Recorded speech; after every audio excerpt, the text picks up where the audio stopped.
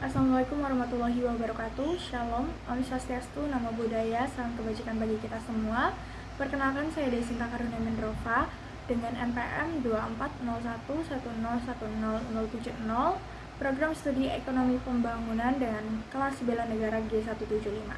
Di sini saya akan menjelaskan artikel saya yang berjudul Bela Negara dalam Perspektif Ekonomi Pembangunan di Era Masyarakat Digital.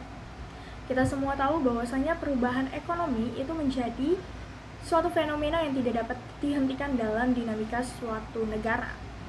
Banyaknya perubahan, peningkatan, dan juga perkembangan itu selalu terjadi tanpa henti, termasuk juga dalam teknologi dan juga informasi.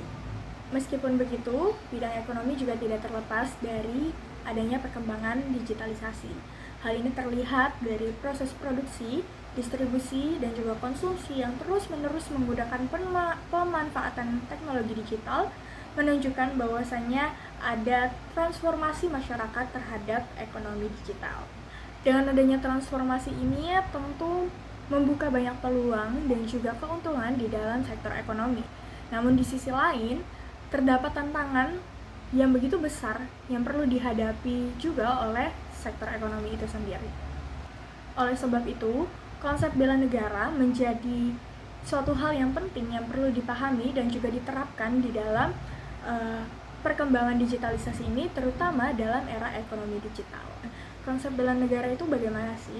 Jadi, bela negara itu secara definisi adalah sikap tindakan warga negara dalam mencintai tanah air, lalu mempercayai Pancasila sebagai ideologi negara, lalu memiliki kesadaran berbangsa dan negara, mau untuk berkorban bagi bangsa dan negara, serta memiliki kemampuan untuk melakukan bela negara dalam menghadapi tantangan, hambatan, atau masalah-masalah yang mengganggu atau membahayakan keberlangsungan hidup bangsa dan negara.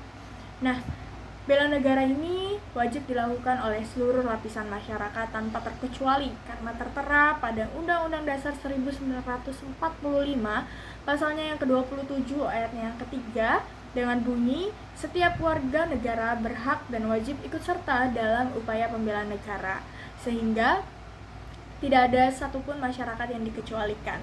Nah, bela negara sendiri itu tidak selalu soal fisik, tidak selalu soal militer ataupun angkat senjata, tetapi bagaimana kita juga bisa berperan aktif dalam menjaga keutuhan NKRI dengan upaya-upaya non-fisik.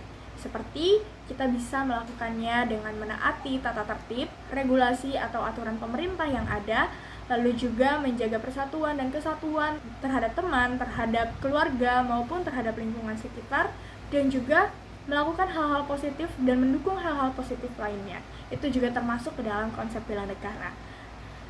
Dalam bidang ekonomi, bela negara juga diperlukan untuk menjaga ketahanan ekonomi nasional dan juga agar ekonomi nasional bertahan di tengah dinamika ekonomi global yang begitu pesat. Di tengah dinamika ekonomi global yang begitu pesat, saat ini muncul sebutan masyarakat digital. Masyarakat digital ini hadir karena adanya transformasi teknologi yang menjadikan gaya hidup masyarakat semakin tidak terlepas pada perangkat serba elektronik. Nah, definisinya sendiri, masyarakat digital adalah kelompok masyarakat yang aktivitas sosial, ekonomi, serta budayanya semakin bergantung kepada pemanfaatan teknologi digital, khususnya internet dan perangkat berbasis teknologi informasi.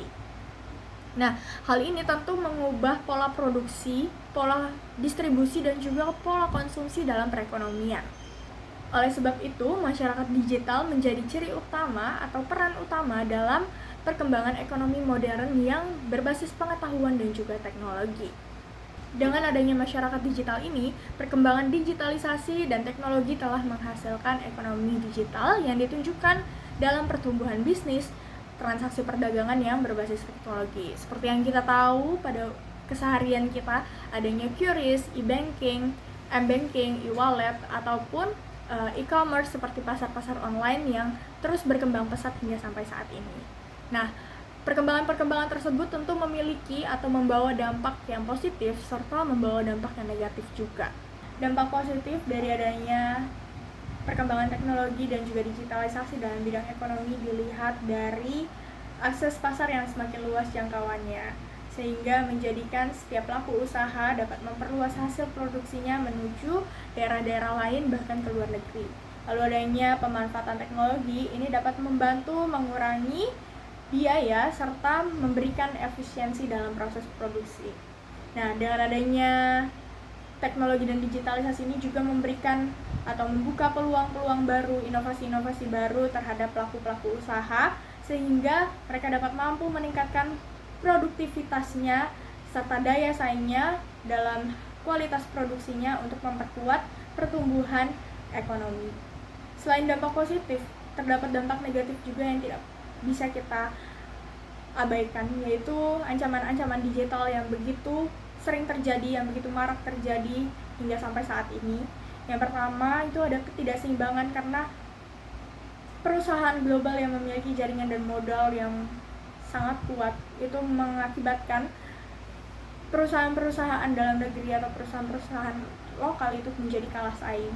Lalu selanjutnya adanya kebocoran data, manipulasi data, atau penipuan menjadi suatu kejadian hal yang terus terjadi hingga sampai saat ini. Dan terlebih lagi dengan adanya perkembangan teknologi dan digital ini dapat menyebabkan pengangguran yang tinggi karena penyerapan tenaga kerja yang tidak sempurna.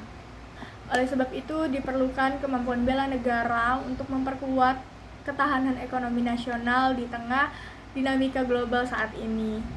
Hal ini bukan hanya dilakukan oleh satu pihak, tapi juga memerlukan kolaborasi dan juga implementasi dari berbagai sektor, baik pemerintah, sektor swasta atau perusahaan maupun masyarakat itu sendiri. Hal yang dapat dilakukan pemerintah bisa dengan membuat regulasi dan terus memperbaharuinya sesuai perkembangan teknologi, lalu menyediakan infrastruktur digital yang aman dan terpercaya, lalu juga menciptakan iklim usaha yang kondusif sehingga setiap pelaku dapat bersaing dengan sehat. Lalu di sisi lain, sektor swasta atau perusahaan juga berperan penting dalam berkontribusi memberikan teknologi, inovasi, dan juga investasi, serta penyediaan lapangan kerja bagi masyarakat. Dari masyarakat sendiri juga memiliki peran yang cukup penting, yang sangat penting, guna menjadi konsumen teknologi yang bijak. Hal ini bisa dilakukan dengan meningkatkan literasi digital, khususnya pada digital ekonomi. Lalu, masyarakat juga diharapkan mampu untuk mematuhi setiap regulasi, setiap aturan yang telah ditetapkan untuk menjaga keamanan cyber, keamanan digital, serta mendukung perluasan produk lokal dengan mempromosikan atau juga menggunakan di dalam kehidupan sehari-hari. Dengan ini, bela negara tidak hanya soal fisik, soal angkatan senjata, tapi bagaimana kita mampu untuk terus bertahan, untuk terus berkembang di tengah dinamika yang cepat, yang begitu keras, untuk menjaga kesatuan NKRI terutama dalam bidang ekonomi demi mewujudkan kemandirian dan juga pembangunan ekonomi yang terus berkelanjutan. Demikian yang bisa saya sampaikan, kurang lebihnya mohon maaf. Saya akhiri. Wassalamualaikum warahmatullahi wabarakatuh. Shalom, Om Santi Santiom, salam kebajikan bagi kita semua. Terima kasih. Salam bela negara.